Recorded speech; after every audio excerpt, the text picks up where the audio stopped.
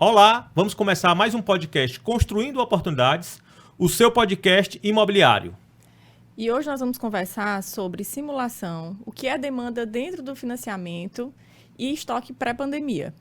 Oi, Lia, tudo bem? Oi, Eduardo. Hoje nós vamos conversar então sobre esse tema que é bastante também discutido durante a compra, né, nesse processo de compra, de preparação do cliente, de organização, que é a simulação.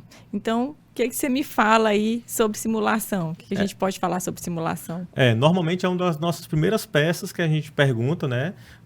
Já fez simulação, porque a simulação é muito importante porque ela vai nos nortear no qual produto nós vamos indicar ao cliente, né? E essa simulação, Lia, a gente pode fazer de forma pessoal.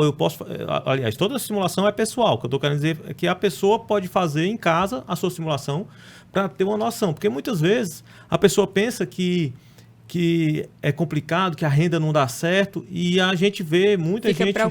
Fica preocupada até de passar, né, os dados para a gente. Exato. Então a gente vai explicar o que é a simulação, por que a gente faz aquelas perguntas, né? Data de nascimento, renda bruta, estado civil, porque é importante a gente passar por todo esse detalhamento para a gente explicar para o telespectador o que é, né? Por que o corretor faz tanto essa pergunta, né? E às vezes a pessoa, não, eu não quero passar, o que vocês vão fazer com meus dados? Na verdade, não tem nenhum dado que seja comprometedor. Data de nascimento, eu não consigo fazer nada com sua data de nascimento, não consigo fazer nada simplesmente com a sua renda. Então, a gente quer esclarecer isso ao público para que ele entenda e até mesmo aprenda a fazer a própria simulação, né? Isso é muito importante, que aí ele já...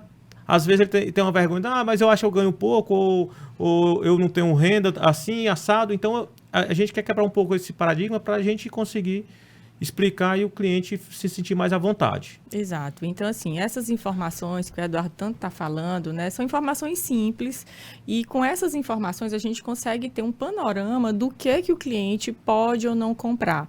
Bom, então o que acontece, né, Eduardo? A gente precisa de algumas informações, essas que a gente começou aqui a pontuar, que a gente vai reforçar agora para vocês. Essas informações, elas são importantíssimas para que a gente defina e trace ali o perfil do melhor imóvel para aquele cliente. Então, a gente precisa realmente saber, né, Eduardo, dessas informações pontualmente para que a gente consiga fazer uma simulação mais próxima da realidade do financiamento. Então, a simulação é o espelho do financiamento dele, né? E essa simulação, ela é o espelho do financiamento. Então, por isso que a gente precisa de todos os dados de maneira correta para que a gente consiga traçar aí esse espelho. Então, o primeiro item que a gente precisa estar vendo do cliente é a data de nascimento, né? Até mesmo por isso que é tão pessoal a simulação. Não adianta eu pensar em pegar uma simulação de uma pessoa e botar para outra. A data de nascimento, tem algumas coisas que mudam dentro da data de nascimento. Primeiro, o valor do seguro, né? Tem uma alteraçãozinha. Esse valor ele é muito sutilzinho. Quanto mais velho, maior o seguro, mas é muito, muito pouquinho a diferença. A outra diferença é que a Caixa Econômica ela financia até 35 anos. Mas esses 35 anos, o importante é que a Caixa Econômica encerre os 35 anos no aniversário de 80 anos. Então, se você passou dos 55 anos, dos 45 anos, você já não financia mais em 35 anos. Vai diminuindo esse prazo mês a mês. A outra coisa importante é que, numa simulação que tem mais de uma pessoa, vai precisar da data de nascimento da pessoa mais velha. Não adianta, não, eu sou mais velho que a minha esposa, eu vou dar a data de nascimento da minha esposa. Não, tem que dar a data de nascimento do que vai participar do mais velho, justamente por causa disso, porque o seguro vai ser em cima do mais velho, o financiamento, a quitação do financiamento tem que ser em cima do mais velho. Isso. Aí eu te pergunto, sobre renda bruta. Bom, Eduardo, certo. Renda bruta. A renda bruta é a renda de todos os participantes do financiamento. A gente precisa dessa informação para também colocar no simulador e fazer esse cálculo. Então, da renda bruta dos participantes do financiamento, o banco ele entende, né, que aquele cliente ele só pode comprometer até 30% desta renda bruta. Então, Caso ele tenha outros endividamentos, né, que possam comprometer esse percentual, isso vai interferir diretamente no financiamento dele. Com isso, o que pode acontecer? Ele pode ter um valor de financiamento reduzido. Com isso, consequentemente, ele vai ter uma entrada maior, porque tudo vai ficar voltado para aquela renda. Então, se ele tem, vamos supor que os 30% da renda bruta dele seja R$700. Então, se ele tiver outras prestações de financiamento, tudo isso vai impactar lá. Então, vamos supor que esse cliente tenha um financiamento de um carro e que a parcela dele de financiamento seja R$300. Então, dessa parcela é debitado dos 30% da renda dele. Lembra que a gente falou que essa renda seria de 700, esses 30% seriam R$700, então esses 300 vai debitar dos 700. Então, o saldo que fica é só o que ele pode estar comprometendo no caso de um financiamento habitacional, né, Eduardo? Exato. Agora, o Estado Civil, né? Outra pergunta importante é o Estado Civil, principalmente para se estar dentro do Minha Casa Minha Vida. Sim. Porque o governo quer ajudar mais de uma pessoa. Quer dizer, se você é solteiro e não tem filho, o governo federal lhe dá um subsídio. Se você tem um companheiro, é casado, no civil, esse subsídio ele tende a dobrar, né? Justamente porque o governo pensa que está ajudando mais de uma pessoa e isso está favorecendo ao governo, né? Está resolvendo o problema de mais de uma pessoa. Uhum.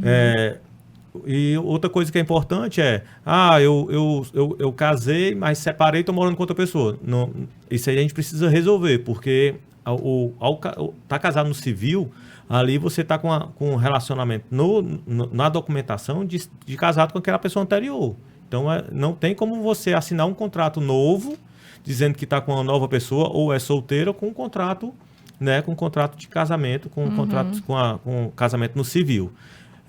Lia, tem filhos, né? Outra pergunta que a gente faz. A outra pergunta que a gente precisa fazer para esse cliente é se ele tem ou não dependentes, né? Ou então se você tem filhos, né? Então, essa informação ela é importante porque ela vai ali balizar em relação ao subsídio, né? Se ele tem mais de um comprador ou tem independentes, ele pode ter um subsídio maior. Então, a gente já está acompanhando aí essas mudanças do programa Minha Casa Minha Vida e a gente teve aí um reajuste significativo no subsídio. Então, imagine, você ter um subsídio maior, você tem uma redução automaticamente ali do valor da sua entrada.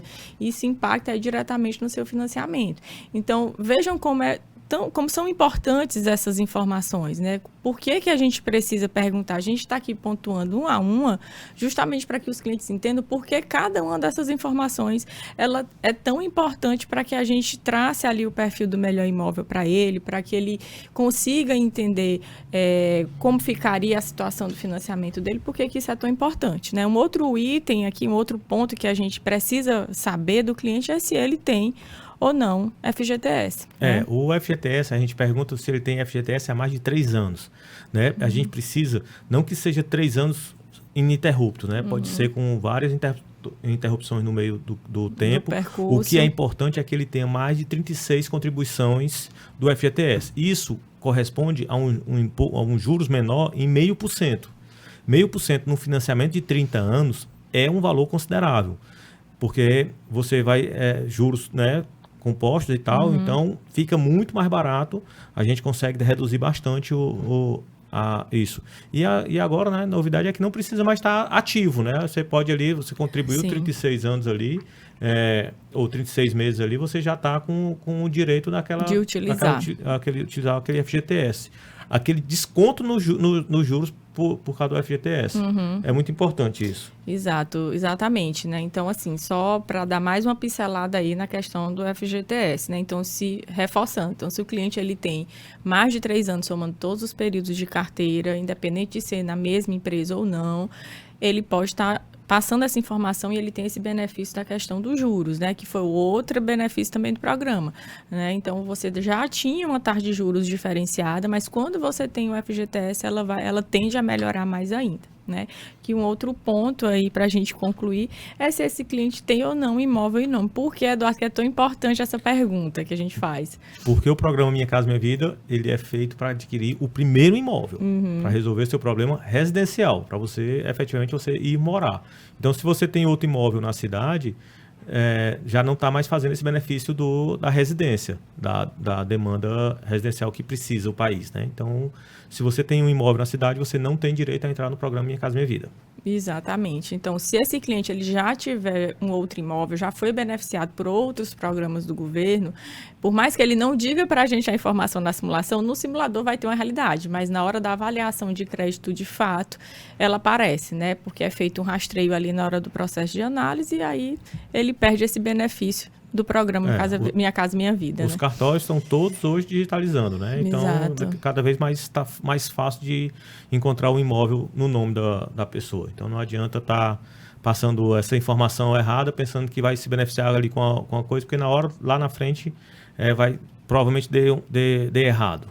Eu acho, Eduardo, que para a gente aí fechar também ainda mais o raciocínio, né? Falando ainda sobre simulação, a gente podia até dar, né, para as pessoas alguns exemplos aí, baseando um valor de um imóvel, para que ele tenha uma noção aí em torno aí de como ficaria uma renda ideal, ideia de parcela, só para que as pessoas consigam visualizar melhor o que a gente está falando, né? Então, a gente pode começar, por exemplo, falar de um cliente que tem uma renda bruta, por exemplo, né, Eduardo, de 1.600, e a gente vai falando aí de um financiamento de 180 mil, por exemplo, né, só para que vocês tenham uma ideia de como é que ficaria percentual de financiamento e aí valor de parcela, para você ver o tanto que essa informação já impacta, né, a gente já consegue aí traçar um cenário para esse cliente. Então, assim, um cliente que tem uma renda de R$ 1.600, no financiamento de 180, onde ele tenha 3 anos de FGTS, né, Eduardo? E que ele tenha aí dependentes, a gente pode dizer como que ficaria mais ou menos esse financiamento para ele. A gente fez algumas simulações, por exemplo, a gente tem uma simulação aqui para quem é solteiro, tem R$ 1.600 de renda e não tem 3 anos de FGTS. Né? Ele vai conseguir financiar R$ 96.400, tá? A parcela dele é R$ 480, R$ 479,99, numa taxa de juros de 4,5% ao ano, mais TR, no prazo de 420 meses. A gente também tem uma simulação aqui, por exemplo, de R$ 2.000, né? Ele vai conseguir financiar mais um pouquinho, né? Ele vai conseguir financiar R$ 121.240. Isso para ele saber quanto é que, se ele está comprando um imóvel de 180 mil, por exemplo, ele vai pegar esses R$ 120 mil, abater os 121 mil, né? Vai ficar aí R$ 59 mil. Esses 59 mil pode ser um pouco de FGTS, pode ser o pedaço do subsídio e pode ser o resto parcelado, dependendo se a construtora parcelar, até em 60 vezes, né? E aí a parcela dele fica em R$ 600, ele continua com a taxa de 4,5%. Se tivesse 3 anos de FGTS, essa taxa cairia para 4%. A gente tem uma simulação também aqui, para não ficar muito extensa, de R$ 2.600. Com R$ 2.600, ele já consegue financiar R$ 144 mil, né? Com uma parcela de R$ 723. A taxa de juros de 4,75. Por quê? Porque ele já subiu um pouco a renda dele. E aí o governo vai entendendo que ele está precisando de menos ajuda. Então, os juros vai subindo conforme... Tende a ficar maior. Né? Tende a ficar maior. A gente tem uma simulação também aqui, por exemplo, de R$ 3.500, que ele está financiando R$ 144 mil, está com a prestação de 875 em 420 meses, com a taxa de juros de 6%. Essa pessoa que já está ganhando R$ 3.500, o juro já subiu. Mas mesmo assim, se ele tivesse FGTS, cairia 0,5%. E iria para 5,5%. Então, isso aqui é só para exemplificar um pouco sobre o que a gente pode de simulação. Então, a simulação, ela, voltando para a história, ela é muito pessoal. A data de nascimento é capaz de mudar uma prestação, a renda bruta é capaz de mudar a prestação e os juros, o estado civil é capaz de mudar o desconto. Então, tudo isso muda. Então, é importante que a gente saiba fazer a simulação completinha. A gente pode deixar o link da Caixa Econômica aqui no vídeo, para a pessoa clicar lá e responder ali os itens pontualmente, fazer uma simulação para entender, eu posso comprar um imóvel, eu tô sabendo que o imóvel X custa 180 mil, e esse imóvel, pela simulação que eu fiz aqui, encaixa no meu orçamento. E aí já procurar um corretor com com mais certeza, né? A gente pode fazer isso. Exatamente, porque assim, gente, a simulação é o primeiro passo para a organização na aquisição de imóvel. É a primeira etapa quando você está pensando aí em adquirir um imóvel, né? Então, a gente sempre costuma falar, é primordial que você faça isso antes, até mesmo de estar visualizando alguns empreendimentos, porque baseado nessa informação, aí sim, você consegue ganhar até tempo, né? Porque você vai no foco, ali direto aonde é que você pode estar adquirindo. E aí, com isso, vem o auxílio do corretor de imóveis, né? Porque o corretor, ele auxilia justamente nesse ponto. Então, quando você tem um auxílio de um profissional, que ele é apto, que ele entende do assunto, então você tem aí um leque aí de opções, né? Que você pode estar definindo e fazer uma compra o mais assertiva possível. Por isso que é tão importante essa etapa da simulação, para que as pessoas, elas tenham essa visão macro e consigam aí focar no objetivo final, que é a compra do imóvel, né? Eu até brinco, né, que eu disse que se uma pessoa tiver a capacidade de conhecer todos os empreendimentos da cidade e tiver todas as informações de todos os empreendimentos, ele não consegue decidir o seu imóvel, porque é tanta informação que ele confunde. Exato. Então, quando ele chega para um corretor, o corretor ele vai excluindo muitas opções, que é para justamente aquele tempo do cliente ser muito bem aproveitado. Então, essas informações, a renda, a capacidade financeira do cliente, é um dos primeiros pontos que o corretor trabalha, né? Porque aí ele já elimina ali muito imóvel, já vai procurar também, provavelmente vai fazer a pergunta de qual é a zona de preferência, se tem uma segunda zona de preferência, se prefere casa ou apartamento, para conseguir justamente maximizar o tempo do cliente e chegar no imóvel mais assertivo possível.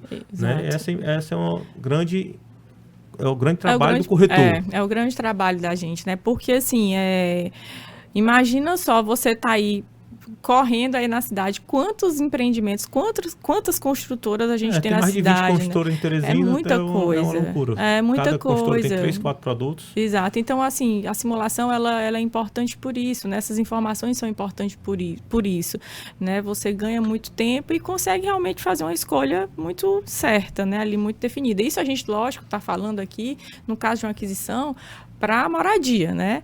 Quando é uma opção aí de financiamento para um investimento, aí já é outro ponto, né? Mas, assim, moradia, eu eu tenho certeza, esse é o passo principal, fundamental, que vocês têm que seguir, né? Bom, então vamos falar um pouquinho aí sobre o nosso outro ponto, né? Vamos falar de uma oportunidade, né? Que é a demanda. Hoje, as construtoras, a gente tem 2 situações de empreendimentos. A gente tem a situação que foi lançamentos antes da pandemia, né? E lançamentos atuais, né? Os lançamentos antes da pandemia, eles estão chegando ao final, os seus estoques, né? Estão acabando, estão realmente no final. E isso é uma oportunidade, né? Já que a gente está falando em construção de oportunidades, eu acho que esse é um assunto bem interessante. Porque a gente entende que aquele imóvel que está feito, foi lançado há 3, 4 anos atrás, que ele já está nas últimas unidades ali, o construtor não está querendo espremer todo o lucro daquela unidade. Ele está muito mais procurando a demanda. Né? E o que seria a demanda? A demanda é um número que a construtora precisa atingir em valores de financiamento, que somado ao valor do terreno e o valor da obra que já foi executada, chegue a ser 100% do custo da obra. Então, tem muita gente agora que demanda, era uma informação muito mais administrativa. Era muito mais entre construtores, né? Entre construtores, tá indo para o cliente final e os clientes estão perguntando o que é a demanda. É porque justamente essa informação, muitas construtoras estão falando, estamos preparando a demanda, estamos preparando a demanda. E a demanda é justamente isso.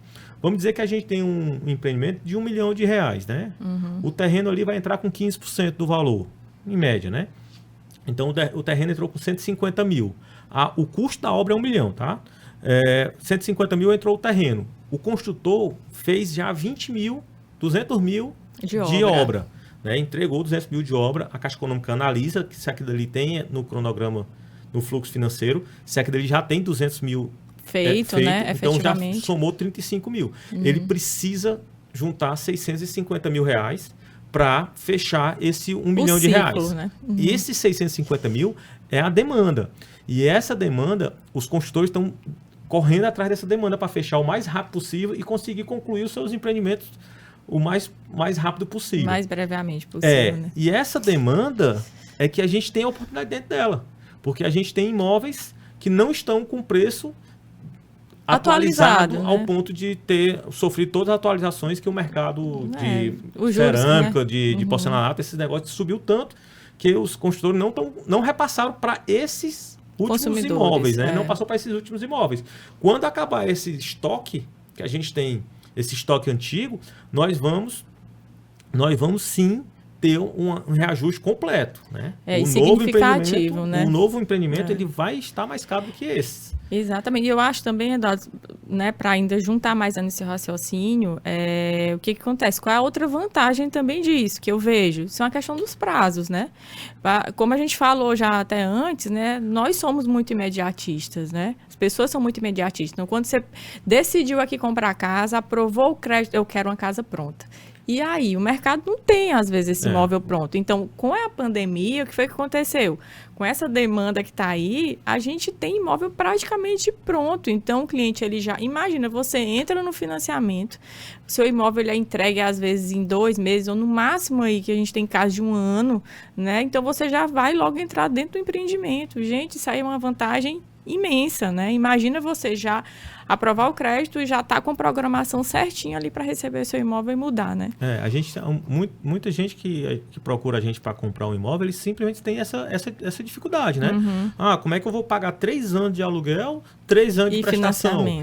Então, esse problema, ele é um problema que nem todo mundo consegue resolver. E agora, a gente tem imóveis, né, para entrega esse ano, tem imóvel para entregar até o meio do ano que vem, tem imóvel para entregar no final do ano que vem. Então, quer dizer, o prazo encurtou muito. E o preço defasado, né? E o preço lá de 3 anos atrás, 4 anos atrás. Não é que seja exatamente o preço de 3 anos atrás, mas muito ele corrigiu abaixo da inflação. Exato. Então, esses imóveis realmente são oportunidades. E aí tem muita coisa. Tem casa duplex, tem apartamento com elevador. Então, a gente consegue... Tem casa solta, tem todo tipo praticamente todas as zonas, né? Nas zonas mais procuradas, né? Eu quero Zona Leste, a gente tem muita coisa na Zona Leste. Tem, acho que, Zona Sul, né? Zona Sudeste, apartamento, em Timon, que é a nossa cidade aqui, né? Nosso estado vizinho. Então, assim, o cliente, ele tem muita opção. E eu acho que as pessoas, elas realmente precisam aproveitar essa oportunidade, né? Que o financiamento melhorou muito, né? Que, principalmente para esse público aí que a gente está falando agora aqui em especial, né? Que é o público do programa Casa Verde Amarela. Então, N benefícios... Hoje é Minha Casa Minha Vida. Opa, desculpa, Minha Casa Minha Vida, ato falho. Mas, enfim, ele tem N benefícios, né? O que a gente também já pontuou, e só falando novamente, reforçando novamente, o que melhorou, né? Às vezes o cliente que tinha uma renda mais alta, R$4.000, o cliente já não tinha subsídio, né? Hoje ele tem um subsídio, por menor que seja, mas ele tem um auxílio. A questão de você conseguir, às vezes, financiar um imóvel né, melhor, com mais caro, que antes você tinha que se adequar ali no imóvel mais barato, então hoje você já consegue ali ficar mais próximo, talvez, do que você estava buscando. Então, muito benefício, né? Com preço abaixo do que realmente vale aquele empreendimento, ele já vai ter aquela valorização que a gente falou também, né? Ele já vai ter esse ganho aí do bem dele, né? A gente, hoje, o que melhorou, né? Melhorou o subsídio, melhorou os juros, a gente não chegava a um juro de 4% ao ano, mais TR, que hoje tem. Sim. E melhorou o valor da avaliação do imóvel máximo, né? Que a Caixa Econômica, ela limita um valor máximo de um imóvel para entrar na Minha Casa Minha Vida. E esse valor, com a subida dos valores, né, dos materiais, subiram que espremeram essa margem ao ponto de muito imóvel que foi preparado para ser dentro do Minha Casa Minha Vida, já estava saindo Minha Casa Minha Vida porque subiu. Então, realmente subiu essa margem ficou melhor, deu um fôlego aí para os construtores e colocou mais imóvel dentro do mercado, né? Dentro do mercado Minha Casa Minha Vida. Fora toda melhoria, e aumentou o prazo também. Isso que eu ia falar agora. Aumentou para 420 meses o prazo. Então, a consequência disso é baixar o valor da prestação ou aumentar o valor financiado. Exato. Então, tudo isso está trazendo para hoje a melhor situação possível para se comprar um imóvel. Exatamente. Agora é a hora, né? Agora é a hora, aproveitar. que as construtoras estão querendo concluir o que já era para ter rodado, né? Já era para ter encerrado. Já era para ter né? encerrado, estão querendo concluir a todo custo. Exato. E estão abrindo as oportunidades. Exatamente. Então, realmente, hoje está uma oportunidade de comprar o seu imóvel. Então, para você aí que fez uma simulação há algum tempo atrás, ficou ruim, ou que foi aprovada, não vou comprar porque minha entrada ficou muito alta, minha parcela ficou muito alta, refaçam esse processo, porque ele mudou com toda certeza, né? Isso eu estou falando com certeza absoluta. Pode refazer que vai valer a pena. Você acha que a gente consegue falar um pouquinho, Eduardo, sobre aquele bicho-papão aí do financiamento que é fase de obra? Só para a gente dar uma pincelada aí para eles também, porque, né, às vezes o cliente fica, meu Deus, o que é isso? Isso eu estou falando, gente, quando o cliente ele faz um financiamento de um imóvel na planta, ele não paga imediatamente o valor da prestação dele, a prestação de financiamento, né? Tem isso. Então, que são muitos casos que a gente tem aqui na cidade, né? A grande maioria dos imóveis Minha Casa Minha Vida, eles são financiamentos na planta. Então, o cliente ele já assina com a Caixa, já tem a certeza e a segurança do recebimento, mas a parcela dele de financiamento ela não é paga. Só também lembrando que essa parcela, o cliente é aberto uma conta e aquele valor é depositado ali na conta Caixa dele, né? Então, vamos só dar uma pinceladinha aí para o cliente certo. Em relação a isso. Voltando àquele nosso exemplo de um empreendimento de R$1 milhão, vamos dizer que ali são 10 casas, né? E cada cliente está financiando R$65 mil, né? Então, essa casa, vamos dizer que essa entrega está programada para 10 meses, só para facilitar os cálculos. Então, a Caixa Econômica, se fosse um número perfeitinho, a Caixa Econômica depositaria R$6.500 cada mês na conta da construtora, né? Com o aval do cliente, né? Aqui o cliente é que está pegando o empréstimo e a Caixa Econômica está depositando paulatinamente o dinheiro na conta da construtora. Para a entrega do imóvel, né? Para garantir a entrega do imóvel. Então, a cada depósito desse de 6.500, vai ter o jurozinho do financiamento, né? Que, vamos dizer que seja 4% mais TR. Então, se eu depositei 6.500, 4% vai dar R$26. Então, você vai depositar R$26. Você vai pagar R$26. No outro mês, a Caixa Econômica entregou mais 6.500, já vai para 13. 4% vai dar 26, vai dar R$52. Aí, no outro mês, então isso vai paulatinamente sendo feito.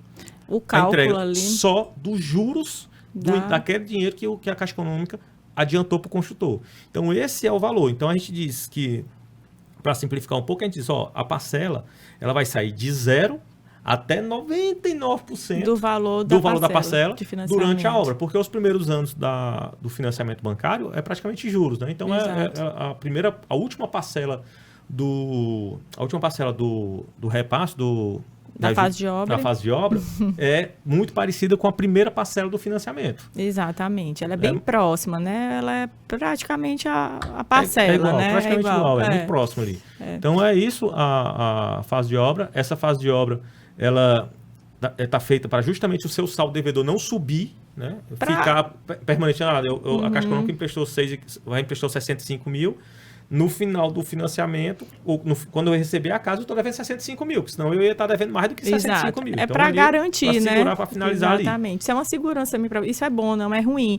E assim, gente, vocês não pagam as duas parcelas, que às vezes muita gente eu vou pagar 2 parcelas. Porque às vezes quando a gente mostra o simulador... As 2 parcelas do financiamento. A gente mostra o simulador e vai lá, fase de obra, parcela de financiamento, aí soma aquela... Não, você não paga as 2 juntas. Primeiro você começa nesse processo e a fase de obra é o que o Eduardo falou, né? É o tempo da obra.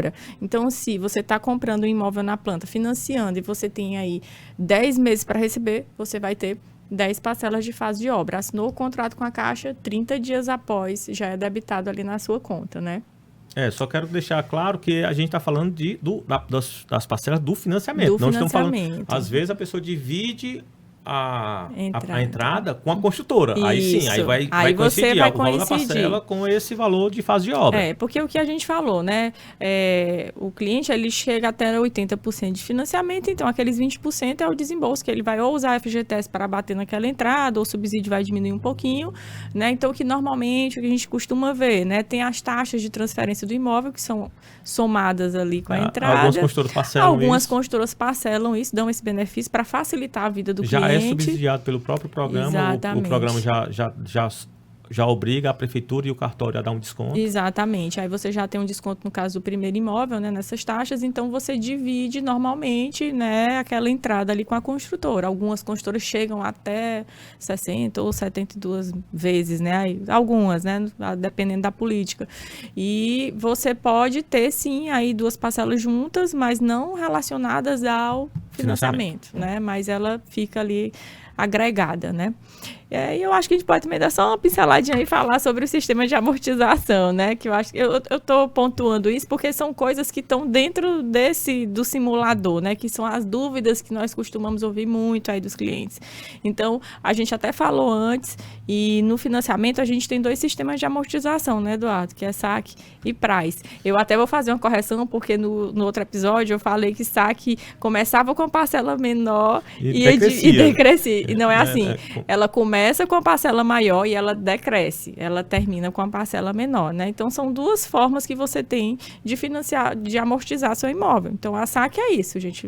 Bem simples falando, você começa com a parcela mais alta e ela vai decrescendo, né? Ela vai diminuindo. E aí, no final do financiamento, você vê ela bem pequenininha, né? E a price, ela é uma parcela permanente, né? Ela vai estar ali, né? Vai ter pequenas oscilações, mas, assim, ela é permanente, né? Ela é praticamente fixa, né? Dentro do Minha Casa Minha Vida, a price e a saque tem o mesmo prazo, o mesmo entrada, tudo. A mesma coisa. Fora do Minha Casa Minha Vida, que é na SBPE, o saque tem uma entrada menor, que às vezes pede só 10%, a price aumenta, o prazo da price também na SBPE também diminui. Então, realmente, quando está fora do Minha Casa Minha Vida, a saque, ela é melhor. Isso. Quando está dentro do programa Minha Casa Minha Vida, esse benefício de não alterar a margem, não alterar a entrada e não alterar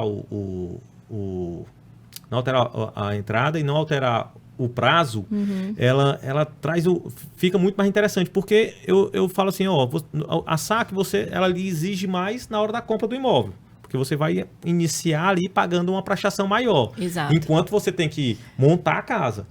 E a price, ela começa mais baixa mesmo. Aí ela vai continuando. E a própria inflação vai fazer o efeito dela defasar. Então, eu sempre falo que a inflação é muito importante dentro do financiamento imobiliário, porque a gente está falando de longo prazo. Exato. Então, a longo prazo, a inflação, depois que você está com o contrato assinado, que a parcela está garantida ali, né, vai alterar um pouquinho, porque a TR altera um pouquinho, mas é praticamente fixo ali a parcela, então a inflação nos ajuda, para depois que você está dentro do financiamento bancário. Exatamente. Só porque eu ia te cortar lá, mas só para concluir, no caso do SPPE, que é a outra, quando sai do programa, né, que são com os clientes que têm rendas maiores, imóveis maiores também em valores, né, o banco ele chega hoje até 90%, né, por isso você falou aquilo.